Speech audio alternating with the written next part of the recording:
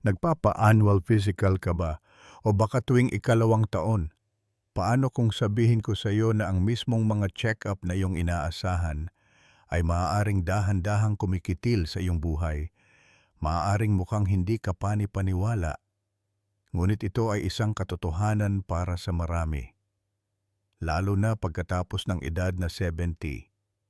Marami sa mga pagsusuring ito ay hindi kalasag na nagpoprotekta sa iyong kalusugan, kundi isang pasanin na nagpapababa sa kalidad ng iyong buhay, na nagdudulot ng hindi kinakailangang pagkabalisa, walang kabuluhang paggamot, at pinansyal na pasanin.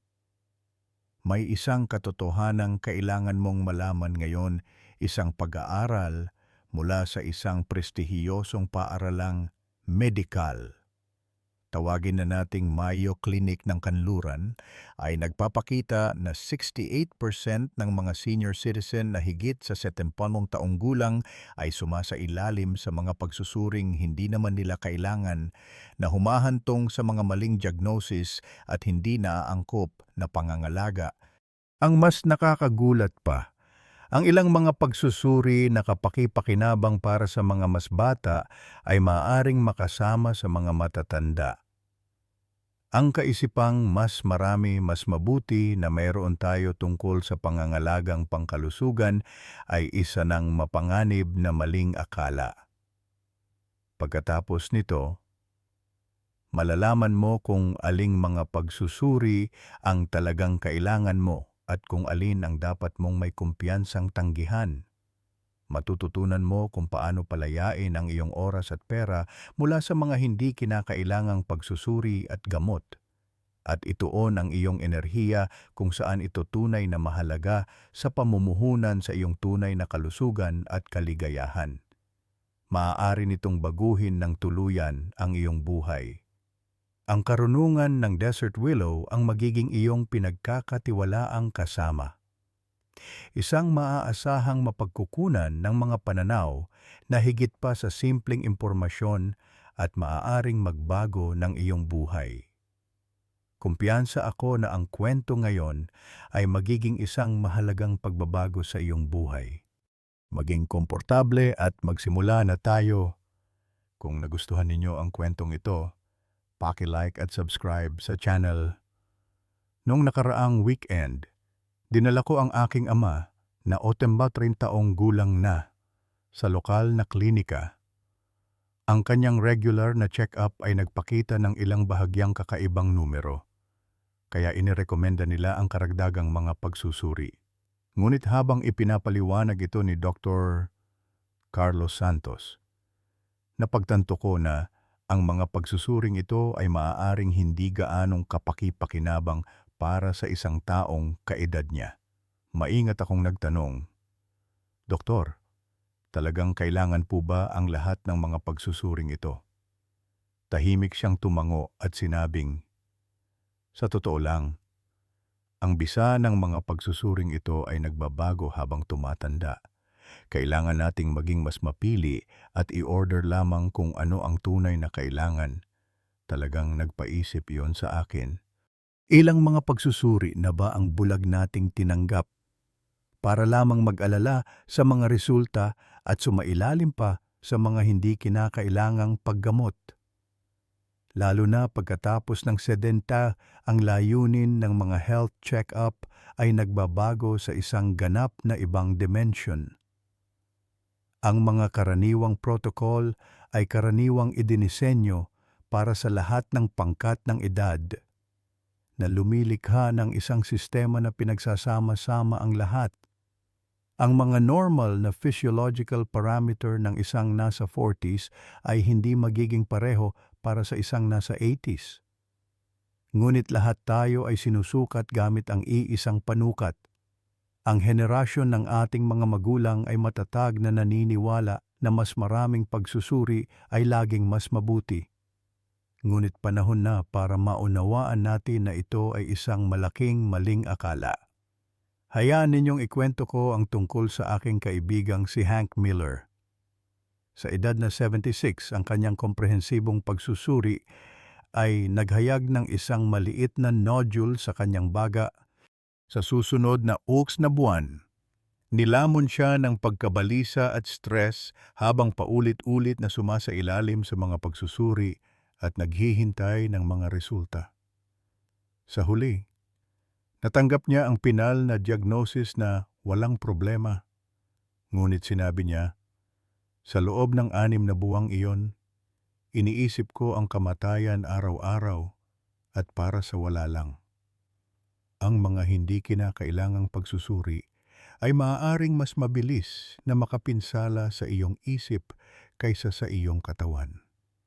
Panahon na para magpasya ka kung aling mga screening ang para sa iyo at alin ang iiwasan. Hayaan mong ang araw na ito ang maging mahalagang panimulang punto. Ang terminong health check-up ay naging napakapamilyar sa atin. Ngunit gaano kalalim nating nauunawaan kung ano ang ibig sabihin nito. Ang mga pagsusuring ito na ating ginagawa ng walang pag-aalinlangan dahil naniniwala tayong para ito sa ating kalusugan. Kung minsan ay nakakasakit sa ating katawan at isipan, at panahon na upang simulan ang pag-iisip tungkol sa kung ano talaga ang kailangan nating pagtuunan ng pansin para sa ating tunay na kagalingan. Ang pangalawang kwentong ito ay napakagulat na hindi kayo maniniwala. Dahil lang maraming pagsusuri ay hindi nangangahulugang mabuti ito para sa iyong kalusugan. Sa ilang mga kaso, maaari itong maging napakasama. Naramdaman ko ito ng buong puso dahil sa karanasan ng aking Tia Lucy na 72 taong gulang. Labis siyang nag-aalala sa kanyang kalusugan. Nagpapakomprehensibong pagsusuri siya bawat taon ng walang palya. At tapat niyang sinusunod ang lahat ng mga pamamaraan. Kaya kilala siya bilang isang modelong pasyente. Ngunit isang araw, isang bahagyang abnormalidad ang natagpuan sa isang pagsusuri sa dugo na karaniwan niyang ginagawa. Inirekomenda ng ospital ang mas maraming pagsusuri at pumunta siya sa iba't ibang ospital upang makakuha ng tiyak na mga pagsusuri dahil sa pagkabalisa. Sa huli, walang problema. Ngunit ang proseso ay hindi naging madali. Sumailalim siya sa isang hindi kinakailangang biopsy at ang lugar ng biopsy ay na-infection. Tumanggap siya ng malalakas na antibiotics upang gamutin ang infection. Ngunit sinira ng mga antibiotics na iyon ang balanse ng mga microorganismo sa kanyang sistema ng panunaw. Nagtapos siyang magdusa mula sa mga problema sa panunaw sa loob ng higit sa 6 na buwan. Ang kanyang mga salitang pinasakit ako ng pagsusuri ay tumatatak pa rin sa aking isipan. Sa mga medikal na bilog, ang mga walang kabuluhang diagnosis at paggamot na ito ay tinatawag na overdiagnosis at overtreatment at ang panganib ay tumataas habang tumatanda ka. May mga magandang dahilan para dito. Una, ang mga parameter ng katawan ay nagbabago habang tumatanda. Ang pagtanda ay isang natural na pagbabago sa pisyolohiya. At normal na ang ilang mga numero ay naiiba kaysa noong mas bata ka. Gayunpaman, karamihan sa mga pamantayan sa screening ay batay sa mga kabataan, kaya mahirap itong ilapat sa mga matatanda. Halimbawa, ipinakita ng pananaliksik na ang bahagyang mataas na antas ng kolesterol ay talagang nagpapabuti sa survival rate sa mga taong higit sa 70. Ngunit patuloy nating tinatawag silang may sakit sa ilalim ng pangalan ng normal range. Pangalawa, ang mga pagsusuri mismo ay may mga panganib. Ang mga pagsusuri tulad ng colonoscopies ay nagiging mas mapanganib din habang tumatanda ka. Ang panganib ng malubhang komplikasyon tulad ng pagkabutas ng bituka ay mas mataas. At ipinakita ng mga pag-aaral na ang panganib ay 4 na beses na mas mataas sa mga taong nasa 80s kaysa sa mga nasa 40s. Hindi natin dapat kalimutan na ang mga inaakala nating simpleng pagsusuri ay maaring magkaroon ng malaking epekto sa isang tumatandang katawan. Ang pangatlo ay ang mga side effect ng gamot. Ang aking ina ay niresetahan ng statins dahil ang kanyang antas ng kolesterol ay bahagyang mas mataas sa normal na saklaw sa isang health checkup. Sinimulan niya itong inumin ng walang tanong. Ngunit nagsimula siyang makaranas ng pananakit ng kalamnan hindi nagtagal. At kahit ang mga simpleng paggalaw ay naging masakit, lumabas na ang antas na iyon ay hindi pala problema para sa mga kaedad niya. Sa huli, gumaan muli ang pakiramdam ng kanyang katawan matapos niyang itigil ang pag-inom ng gamot. Ang pang-apat ay ang problemang pang-ekonomiya na madalas nating nakakaligtaan. Ang mga karagdagang pagsusuring medikal, gamot, at pagbisita sa ospital ay may kasamang mga gastos na hindi magaan. Isa sa aking mga kaibigan ay ginastos ang lahat ng perang plano niyang gamitin para sa isang taong paglalakbay sa ibang bansa sa mga hindi kinakailangang pagsusuri at paggamot. Ito ay dapat para sa kanyang kalusugan. Ngunit kinuha nito ang kagalakan sa kanyang buhay. At sa wakas, ang pinaka-fundamental at mahalagang problema ay ang psychological stress. Ang pagkabalisa sa paghihintay ng mga resulta ng pagsusuri. Ang takot na dumarating kapag kahit isang numero lang ay wala sa saklaw. At ang pag-aalala kung may sakit ba. Ang mga tensyong ito ay nagpapahina sa immune system ng katawan at talagang nakakasira sa kalusugan. Kapag nagkasakit ang isip, bumabagsak din ang katawan. Ang pagkabalisa na ito ay maaaring maging mas mabigat at mas mapanirang sakit kaysa sa anumang paggamot. Kaya, anong mga pagsusuri ang talagang kinakailangan sa buhay pagkatapos ng edad na 70? Hindi ko sinasabing dapat mong itigil ang lahat ng pagsusuri. Sa halip, ang tunay na pag-iwas at paggaling ay tungkol sa maingat na pagpili lamang ng mga pagsusuring talagang kailangan ng iyong katawan at paghahanap ng mga pamantayan sa kalusugan na tama para sa iyo. Kung maiiwasan mong mag-aksaya ng oras sa mga hindi kinakailangang pagsusuri at ituon ang enerhiyang iyon sa pagpapabuti ng kalidad ng iyong buhay, iyon ang susi sa matalinong pamamahala ng kalusugan sa katandaan. Habang tumatanda ka, ang iyong katawan ay tahimik ngunit tiyak na sumasailalim sa mga pagbabago. Upang harapin ang mga pagbabagong ito ng matalino, mahalagang makinig sa iyong katawan at maingat na suriin ang mga bahaging nangangailangan ng pangangalaga. Ngunit hindi mo mapoprotektahan ang iyong kalusugan sa pamamagitan ng bulag na pagkuha ng lahat ng pagsusuri. Ang talagang mahalaga ay malaman kung aling mga pagsusuri ang kailangan mo at manatili sa mga ito.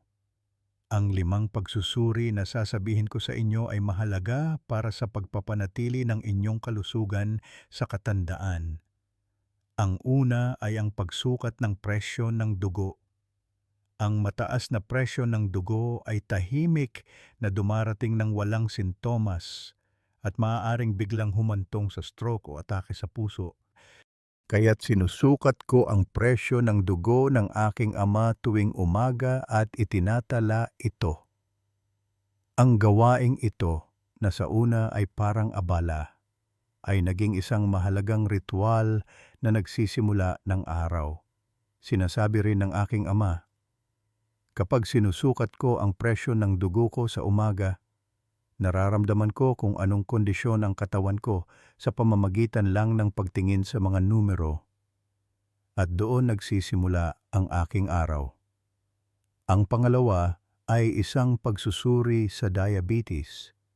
Ang diabetes ay maaring magdulot ng iba't ibang complication sa katawan. At ito ay isang pangunahing sakit na makabuluhang nagpapababa sa kalidad ng buhay sa katandaan.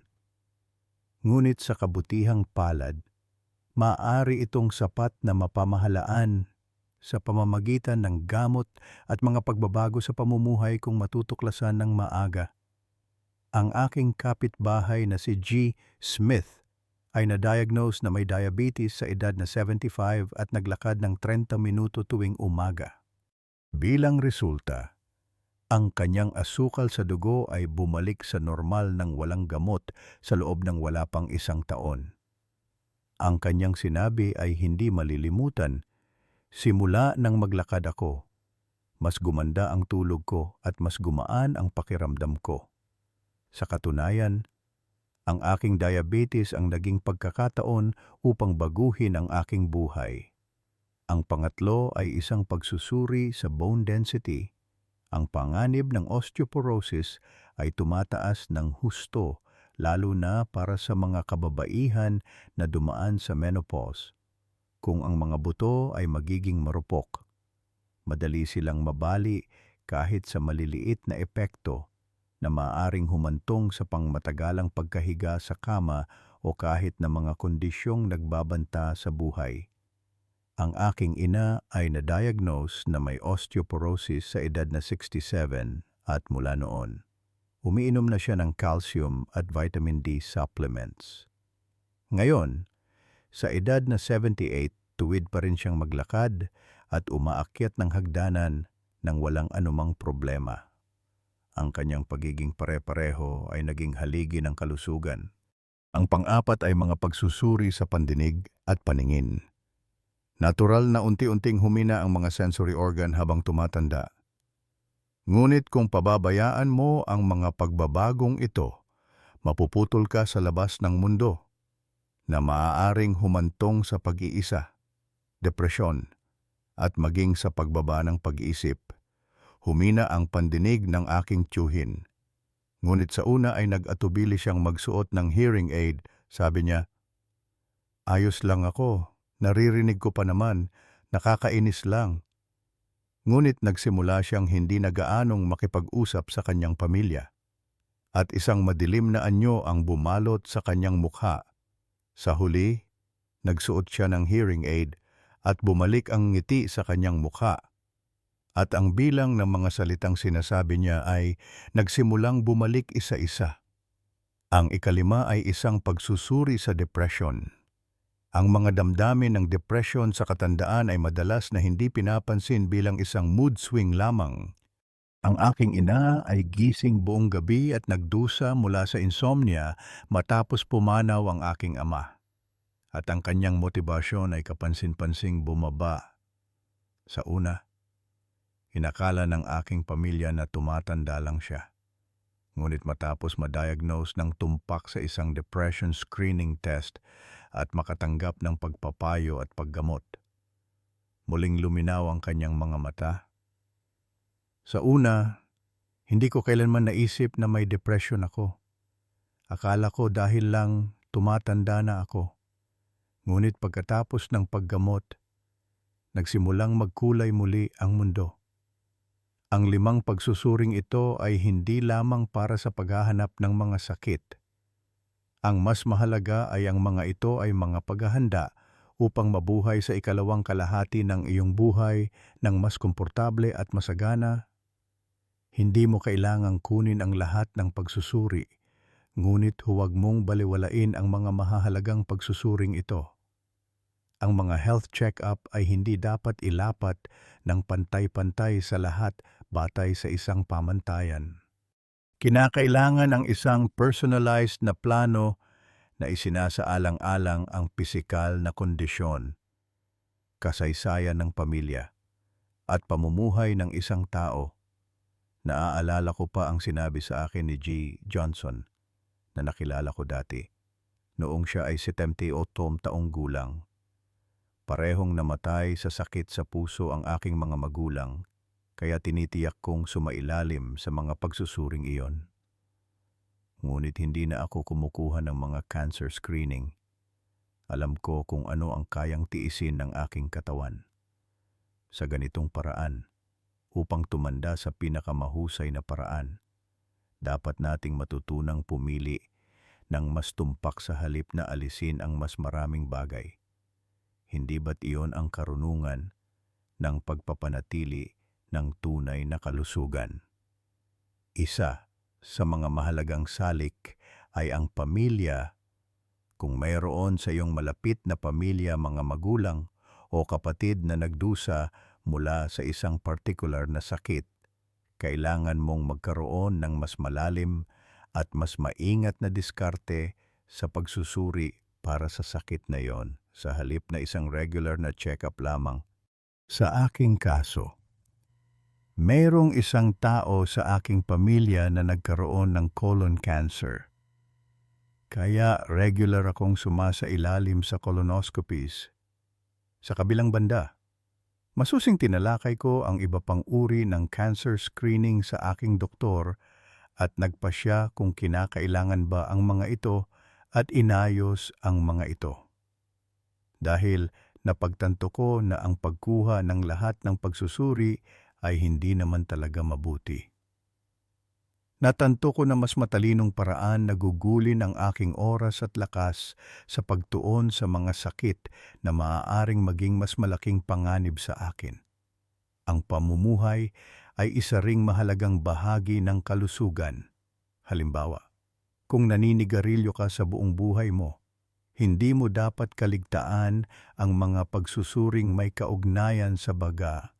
Gayon din, kung nabubuhay ka sa isang buhay kung saan madalas kang nasa labas at nalalantad sa maraming sikat ng araw, dapat mong isaalang-alang ang isang screening para sa cancer sa balat. Ang aking ama ay nagtrabaho bilang isang karpintero sa loob ng 40 taon. Matagal niyang ginamit ang kanyang mga baga sa isang maalikabok na kapaligiran. Kaya sumasailalim pa rin siya sa mga pagsusuri sa baga dahil naaalala ito ng katawan. At isa sa mga bagay na madalas nating nakakaligtaan ay ang mga gamot na kasalukuyan nating iniinom. Ang ilang mga gamot ay maaaring magdulot ng bigat sa atay o bato. Kaya dapat gawin ang mga regular na function test kasama nito. Ang aking tiyahin ay matagal nang umiinom ng gamot sa arthritis. Kaya sumasailalim siya sa mga pagsusuri sa paggana ng atay tuwing 6 na buwan nang walang palya. Ang kasing halaga ng regular na pag-inom ng gamot ay ang pag-alam kung anong epekto ng gamot na iyon sa iyong katawan. Sa huli, ikaw ang dapat na pinakamahusay na nakakakilala sa iyong katawan.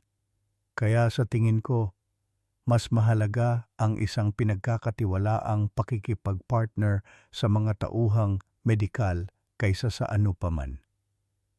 Tuwing dinadala ko ang aking mga magulang sa ospital, palagi akong naghahanda ng isang listahan ng mga tanong. Talaga bang kailangan ang pagsusuring ito? Ano ang mga posibleng panganib sa pagkuha ng pagsusuri? Mahalaga ba ang resulta na ito para baguhin ang takbo ng paggamot? Ano ang mga panganib kung laktawan ang pagsusuring ito sa edad na ito? Kung mayroon kang mga tanong na nakaayos ng maaga, makakagawa ka ng malinaw na mga desisyon sa halip na malabong pagkabalisa.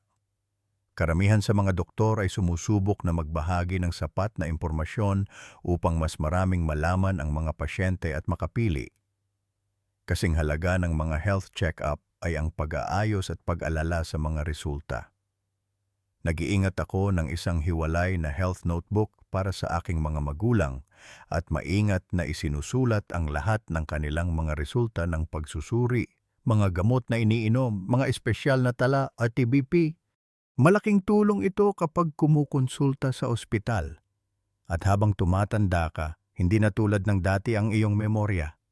Kaya napakahalaga na magkaroon ng ugali na ayusin ang lahat para makita mo sa isang sulyap kung kailan ka kumuha ng aling pagsusuri at ano ang mga resulta.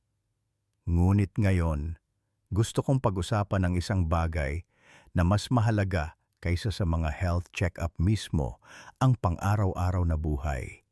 Kung paano mo ginugugol ang bawat araw. Ang mga maliliit na pag-uulit na ito ay kung minsan ay mas makapangyarihan kaysa sa reseta ng doktor. Maaaring mahirapan kayong maniwala. Ngunit ipinakita ng pananaliksik na pagkatapos ng edad na 70, ang pang-araw-araw na gawi sa kalusugan ay may mas malaking epekto sa kalidad ng iyong buhay kaysa sa mga regular na check-up. Naiisip ko ang aking kapitbahay na si G. Williams. Sa edad na 92, naglalakad siya sa paligid ng parke ng 3 beses tuwing umaga. Umulan man o umaraw, hindi niya ito kailanman pinalalampas. Isang araw, sinabi niya sa akin, "Mabuti ang gamot, ngunit ang aking mga binti ay mas mabuting gamot." Mula nang ginawa kong bahagi ng aking buhay ang paglalakad, hindi na ako gaanong nagpupunta sa ospital. Nang marinig ko iyon, talagang naramdaman ko sa kaibuturan na ang ehersisyo, lalo na habang tumatanda, ay napakahalaga na hindi ko mailarawan sa salita. Siyempre, hindi lahat ay maaaring gumalaw sa parehong paraan. Kung mahirap igalaw ang iyong mga kalamnan o kasukasuan, ang mga ehersisyong may mababang epekto tulad ng paglangoy o panloob na pagbibisikleta ay isang magandang alternatibo. Ang aking ina ay na-diagnose na may arthritis sa edad na 73, ngunit regular siyang nag-eehersisyo sa tubig tuwing umaga. Ang paghahanap ng isang paraan na gumagana para sa iyo ay, sa huli, ang pinakapare-pareho at pinakaligtas na paraan upang mapanatiling malusog. Tama ba? Noong una, takot pa akong igalaw ang aking katawan. Kinakabahan ako kahit sa kaunting galaw dahil hindi ko alam kung kailan o gaano kalubha darating ang sakit. Ngunit sa paglipas ng panahon, napagtanto ko na ang pananatiling tahimik ay lalong nagpapalala ng sakit. Habang dahan-dahan akong nagkakaroon ng lakas ng loob na igalaw ang aking katawan, unti-unting nabawasan ang sakit at ang ehersisyo ay naging bahagi ng aking pang-araw-araw na buhay. Ang kahalagahan ng mga gawi sa pamumuhay ay nagiging mas malinaw habang lumilipas ang panahon. Sa partikular, habang tumatanda ka, ang pagkonsumo ng protina ay isang bagay na hindi mo maaring basta-basta na lang. Habang tumatanda, natural na nababawasan ang mass ng kalamnan, kaya mahalagang magdagdag ng protina upang mapanatili ito. Ngunit ang katotohanan ay hindi ganoon kasimple. Maraming matatanda ang nahihirapang kumain ng protina dahil mahina ang kanilang mga ngipin at hindi na tulad ng dati ang kanilang mga pag-andar sa panunaw. Ang aking ina ay nahihirapan ding ngumuya ng matitigas na pagkain tulad ng karne. Kaya sinisikap kong isama ang malalambot at madaling matunaw na pagkain tulad ng tokwa, itlog, at isda sa kanyang dieta. Madalas din akong gumamit ng mga sangkap na mayaman sa protina ng gulay tulad ng beans. Hindi ko alam na napakaraming iba't ibang masasarap na putahe ang maaaring gawin sa tokwa. Ngayon, maaari na siyang magkaroon ng isang kasiyasiyang pagkain nang hindi partikular na naghahanap ng karne. Ang hydration ay pareho rin. Habang tumatanda, kahit ang pakiramdam ng pagkauhaw ay nagiging malabo, kaya madali kang ma-dehydrate. Kaya't nagtakda ako ng alarma para sa aking ama na uminom ng tubig sa mga takdang oras.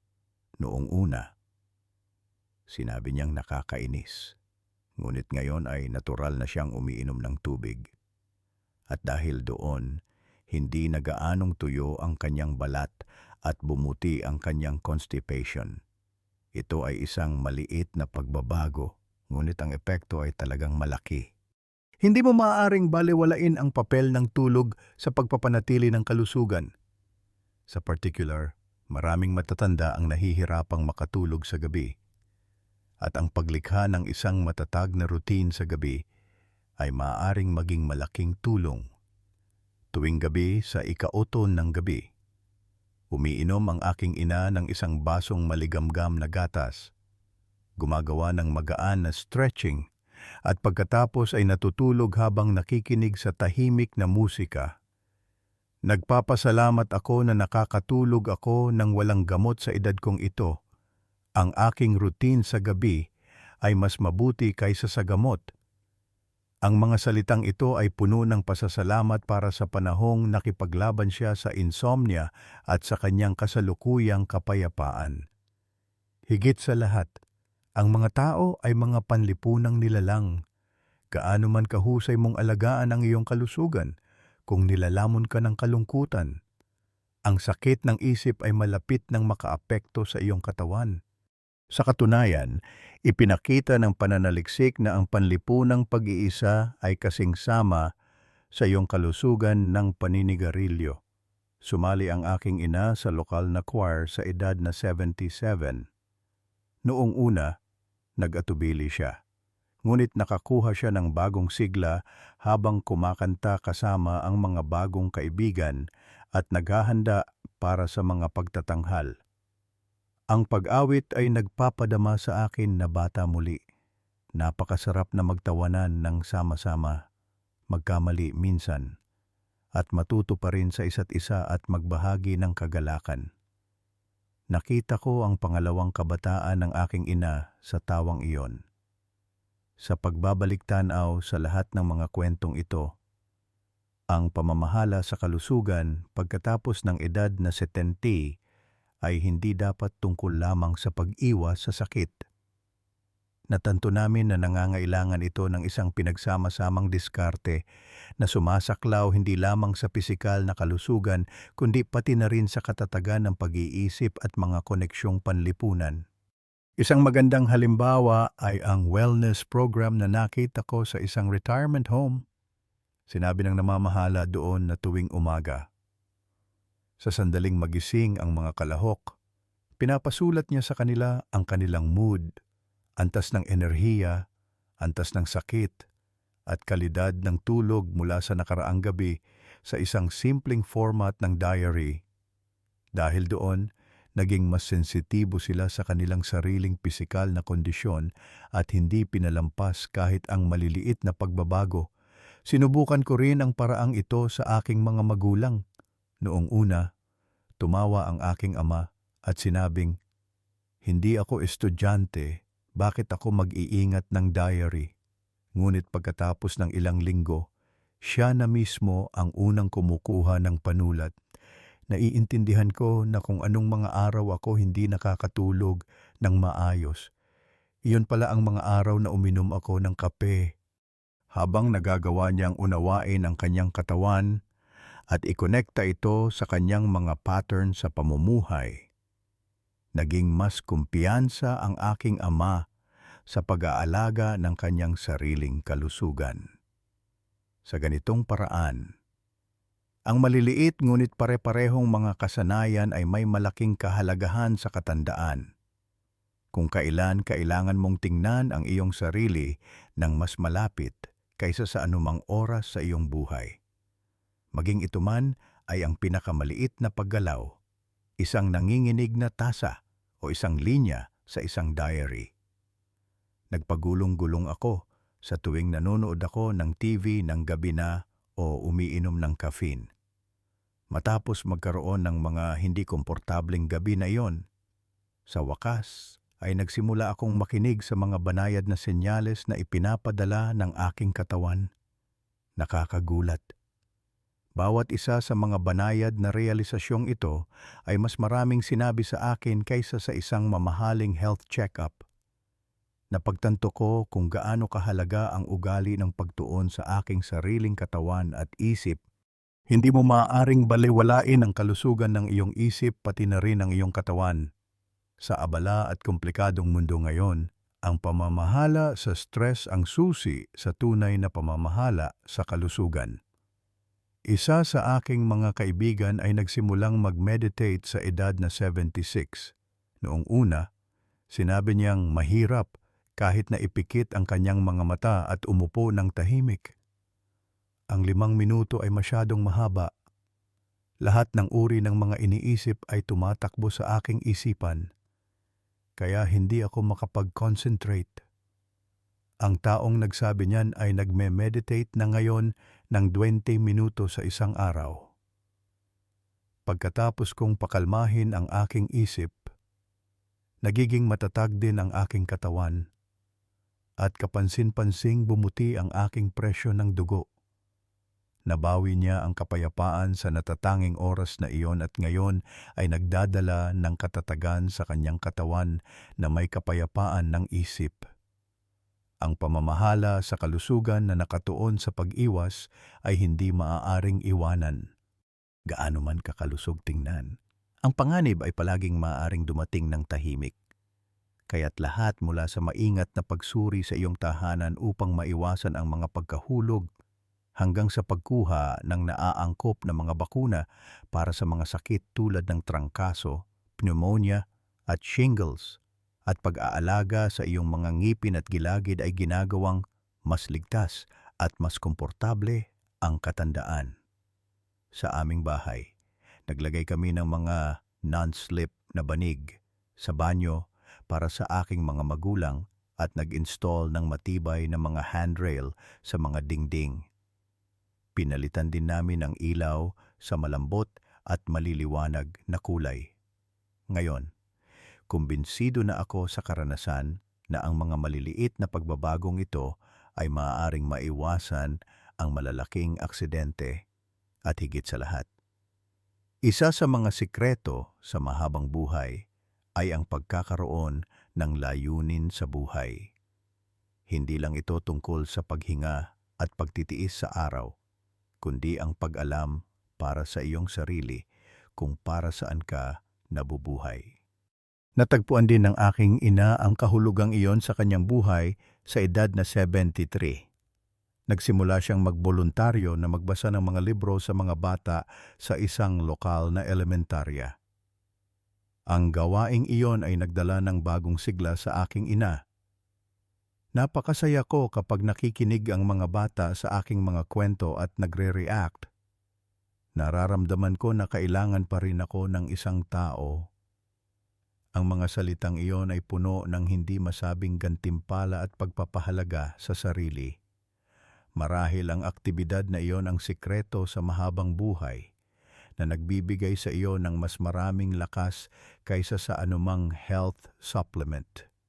Kaya ano ang pangunahing punto ng mahabang kwentong ito na ibinahagi natin ngayon? Hindi sa nagiging walang kabuluhan ang mga health check-up pagdating sa katandaan, kundi nagbabago ng fundamental ang kahulugan nito. Kung ang pinakamahalaga ay matuklasan ng maaga ang mga sakit at gamutin ang mga ito nang mabilis noong mas bata ka pa, ang kung anong uri ng buhay ang iyong ipinamumuhay ay nagiging mas mahalaga kaysa sa kung gaano ka katagal mabubuhay pagpasok mo sa ikalawang kalahati ng iyong buhay. Ang kwento ng aking kaibigang si G. Peterson ay isang pangunahing halimbawa niyan. Isang araw sa edad na 88 isang abnormalidad ang natagpuan sa resulta ng kanyang colon cancer screening at inirekomenda ng mga tauhang medikal ang operasyon ng colon resection. Gayunpaman, matapos ang malalim na pagsasaalang-alang sa kanyang katotohanan at mga prayoridad sa buhay, nagpasya si G. Peterson na tumuon sa pagpapaginhawa ng kanyang mga sintomas sa halip na operasyon. Ayokong gugulin ang aking natitirang oras sa isang kama sa ospital. Sa halip na tiisin ang isang mahabang panahon ng paggaling, gusto kong mabuhay na ginagawa kung ano ang magagawa ko ngayon. Sa totoo lang, nagulat ako noong una kong marinig iyon, ngunit sa paglipas ng panahon, naunawaan ko ang kanyang desisyon. Pinamahalaan niya ng maayos ang kanyang sakit sa susunod na 2 taon. Gumugol ng mas maraming oras sa kanyang mga apo at naglakbay sa Seattle. Isang bagay na pinangarap niya sa buong buhay niya. Tinapos niya ang huling kabanata ng kanyang buhay sa kanyang sariling paraan nagniningning ng maliwanag sa halip na sa masakit na paggamot sa huli. Ipinakita niya sa amin sa buhay na ang tunay na kahulugan ng kalusugan ay hindi lamang tungkol sa pagpapahaba ng buhay, kundi tungkol sa pagpapanatili ng kapangyarihan na ipagpatuloy ang mga bagay na mahal mo. Sabi ng aking ina, para sa akin, ang kalusugan ay ang lakas na yakapin ang aking mga apo, ang kagalakan sa pag-aalaga ng aking hardin, at ang luwag na tumawa sa isang tasa ng kape kasama ang isang matandang kaibigan. Ang mga salitang iyon ay puno ng pagmamahal sa buhay at sa tunay na kahulugan ng kalusugan. Oh, hindi ba't yan ang kalusugan na dapat nating hinahangad? Taos puso akong umaasa na ang kwento ngayon ay nagtanim ng isang bagong pananaw sa inyong mga puso. Sana ay magkaroon kayo ng karunungan na magtuon sa kung ano ang tunay na mahalaga sa inyong buhay sa sandaling ito, sa halip na mag-aksaya ng oras, pera, at lakas sa mga hindi kinakailangang pagsusuri o paggamot.